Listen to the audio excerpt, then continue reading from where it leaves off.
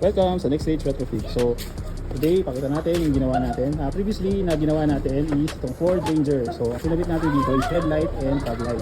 So, yung ginawa natin before. Actually, bumalik naman ito sa client. So, ito yung kinabit natin dyan, projector headlights. Okay, para mas malakas na low beam and high beam. At saka, projector fog lights. So, yung fog light natin, projectors. Ayan, yung sa ilalim. Ayan. Sige, gamit yung ating lux meter para ma-check yung liwanag niya. Susukatan natin yung headlight at fog light. So, headlight muna. So, 8 meters distance.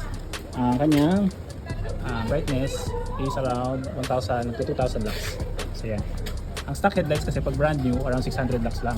So, itong 2,000 lux, malakas na to.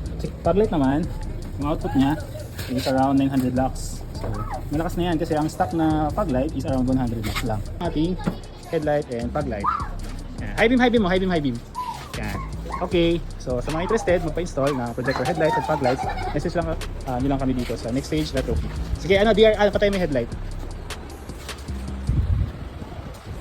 Signal mo, signal.